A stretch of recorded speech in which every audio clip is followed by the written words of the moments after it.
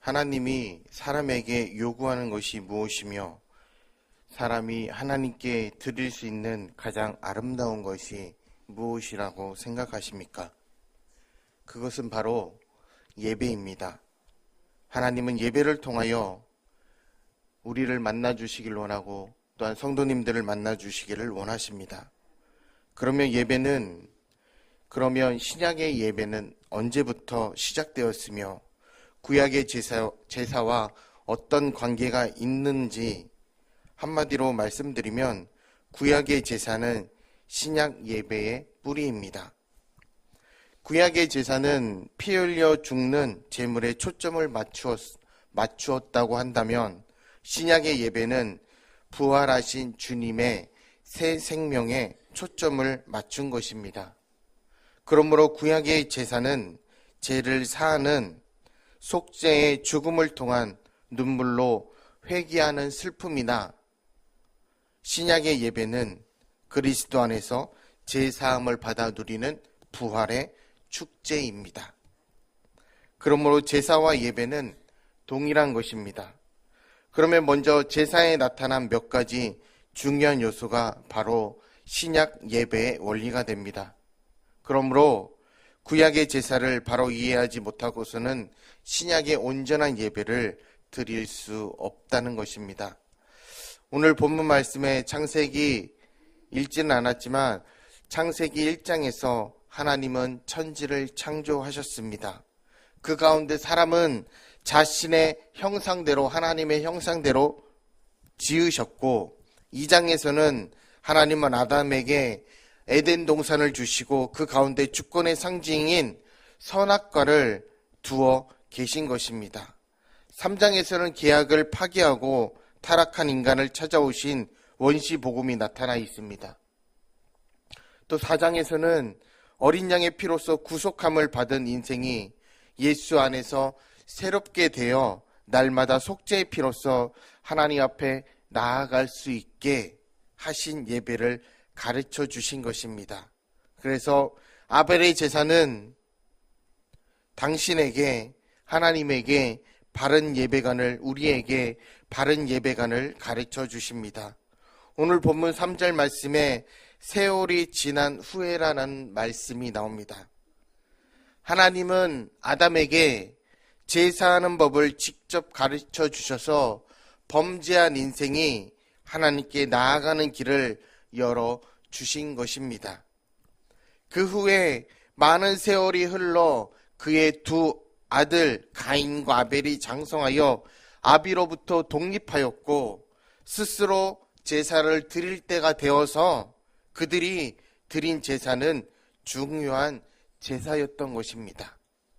만약에 아담의 제사가 대를 이어 전수되는 이 제사가 바르게 전수되지 못하면 그의 후예들이 하나님을 만날 수 없기 때문에 하나님은 자신이 가르쳐준 계약대로 드리지 않는 가인의 제사를 받지 않았던 것입니다. 그러면 하나님이 받으시는 제사는 어떠한 제사일까요? 첫째로 언약에 기초한 피의 제물입니다. 범죄한 아담에게 처음으로 가르쳐준 제사의 제도가 이러합니다. 여호와 하나님이 아담에게 그의 아내를 위하여 가죽옷을 지어 입히시리라고 창세기 3장 21절에 나와 있습니다. 이때 하나님은 아담에게 피 흘리는 제사를 통해 하나님을 만나는 방법을 가르쳐 주신 것입니다. 그래서 히브리서 기자는 피 흘림이 없은즉 사함이 없느니라고 기록하고 있습니다. 이것이 범죄한 아담에게 가르쳐 준 것은 새로운 언약 계시입니다. 바울은 말씀하시기를 제 삭슨 사망이요 하나님의 은사는 그리스도 예수 우리 주 안에 있는 영생이니라고 했습니다. 본문에 나타난 두 제사에 대하여 아벨과 그의 제물은 연락하셨으나 가인과 그 제물은 연락하지 아니하신지라고 했습니다. 왜 가인의 제사를 연락하지 않았는가? 가인의 제사에는 아담이 가르쳐준 피의 제물이 없었고, 가인의 제사는 하나님이 본래 가르쳐준 제사가 아닌 것이었기 때문입니다. 그러나 아벨의 제사는 하나님의 언약에 근거한 제물이었고, 히브리서 기사는 이 사실을 너무도 분명하게 증거하고 있습니다. 믿음으로 아벨은 가인보다 더 나은 제사를 하나님께 드림으로 의로운 자라 하시는 증거를 얻었으니 하나님이 그 예물에 대하여 증거하심이라. 저가 죽었으나 그 믿음으로써 오히려 말하느니라고 했습니다. 그러므로 아벨이 드린 제물은 하나님이 아담에게 가르쳐준 계약에 기초한 것이었고, 그러나 신약에 와서는 구약의 제사가 폐지되고 말았습니다. 예수님이 친히 갈보리에서 완전한 제물이 되어서 그가 한 번 드림으로써 모든 것을 완성하신 것이었습니다. 이에 성소 휘장이 위로부터 아래로 찢어져 둘이 되고 라고 마태복음 27장 51절에 나와 있는데, 이것은 하나님과 우리 사이에 제약의 담이 허물어져 버린 것입니다. 그래서 히브리서 기자는 말씀하시기를, 그리스도께서 장래의 좋은 일의 제사장으로 오사 손으로 짓지 아니한, 곧 이 창조에 속하지 아니한 더 크고 온전한 장막으로 말미암아 염소와 송아지의 피로 아니하고 오직 자기 피로 영원한 속죄를 이루사 단번에 성소에 들어가셨느니라고 히브리서 9장 12절에 말씀하고 있습니다.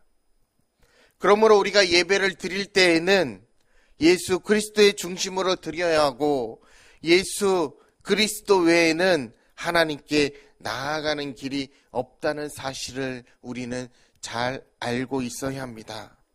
그래서 주님은 친히 말씀하시기를, 내가 곧 길이요 진리요 생명이니 나로 말미암지 않고는 아버지께로 올 자가 없느니라고 말씀하셨습니다.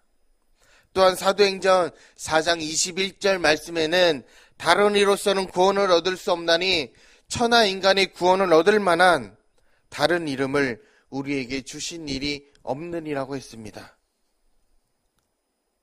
또한 믿음에 근거한 인격적 교통이 있어야 합니다. 다음으로 제사의 중요한 것은 예배의 인격입니다. 아벨과 그 제물은 연락하셨다고 오늘 본문 4절 말씀에 분명히 기록하고 있습니다. 가인과 그 제물은 연락하지 아니하시느라고 5절 말씀에 말씀하고 있습니다. 아벨의 제물과 함께 그의 인격을 받으셨고, 반대로 가인의 제물만 받지 아니하신 것이 아니라 가인의 인격까지도 하나님께서는 받지 않으셨다는 것입니다. 왜냐하면 이 제사는 단순한 제사가 아니라 하나님이 아담에게 가르쳐 주신 그 아들 아벨과 가인에게 전수하는 것으로서 아버지 아브라함으로부터 오랫동안 배워왔던 제사였던 것입니다. 그러므로 아벨이 드린 제사가 어쩌다가 한 번에 다행스럽게 드린 것이 아니라 아벨의 몸에 체질적으로 배어 있던 것이 나타난 것이고, 가인의 제사 역시 어쩌다 한 번의 실수가 아닌 그의 인격과 삶의 행위 속에서 나타난 습관화된 일상적인 행위의 제사였던 것입니다. 그래서 히브리서 기자는 믿음으로 아벨은 가인보다 더 나은 제사를 하나님께 드림으로 의로운 자라 하시는 증거를 얻었느니라고 했습니다. 그러면 과연 가인의 인격은 어떠했을까? 요한은 가인의 인격에 대하여 말하기를, 가인과 같이 하지 말라. 저는 악한 자에게 속하여 그 아우를 죽였으니 어찐 연고로 죽였느뇨. 자기의 행위는 악하고 그 아우의 행위는 의로움이라고 요한일서에 기록되어 있습니다. 여기서 우리가 알 수 있는 것은 가인의 행위라는 말입니다. 가인은 지금까지 아버지를 통해서 제사에 참여하여 하나님 앞에 나아갈 때 언제나 믿음 없이 대충해서 그저 그렇게 드려서 아무런 일이 없었기 때문에 가인에게는 너무도 이러한 무례함이 익숙해져 있었다는 것입니다. 이 제사는 바로 그의 인격을, 가인의 인격을 그대로 보여주는 좋은 거울이었고, 그래서 결국 가인은 가증한 제사를 하나님께 드리게 되었고, 하나님은 그의 제사를 거절하셨던 것입니다. 이때 가인이 깨달아야 할 것이 무엇입니까? 자신을 돌아보고 하나님 앞에 바로 서야 되는데 새롭게 변화를 입어야 하는데 오히려 분노와 적개심이 가득 차서 동생 아벨을 죽이고 말았던 것입니다. 이것이 가인의 행위요 그의 인격이었습니다. 하나님은 인격적인 신입니다. 인격이란 합법적이고 합리적인 것은 용납하고 관용하나 불의하고 불법한 것은 저주하시고 심판하시는 것입니다. 우리가 그리스도 안에서 변화된 인격으로 나아가지 아니하면 하나님은 우리와 나와 아무런 상관이 없고 우리와 나의 행위 속에 인격이 나타나게 됩니다. 그래서 하나님은 모세를 통해 인간에게 최초로 성문 계시를 주실 때 돌판에 새겨 예배의 비밀을 가르쳐 주셨던 것이고, 그러므로 하나님은 무인격에서 무인격에게 드리는 제사를 용납지 않으신다는 것입니다. 또한 우리는 경건한 태도로 드리는 정성입니다. 경건한 정성인데 가인은 땅에 소산으로 제물을 삼아 여호와께 드렸고 아벨은 자기도 양의 첫 새끼와 그 기름으로 드렸더니라고 오늘 3절 4절 말씀에 기록되어 있습니다. 가인의 제사에서는 하나님께 대한 경건함과 경외함을 찾아볼 수 없는데 이것은 자신의 직업을 따로 드린 세속주의이며 자신의 소산으로 드린 편리한 실용주의이고 준비 없이 드린 무성의하고 그리고 무책임하고 무계획한 안일주의였고 문화적인 환경 요소가 달라도 하나님 앞에 드릴 경건을 우리는 상실해서는 안 됩니다. 그러나 아벨의 제사는 그렇지 않았습니다.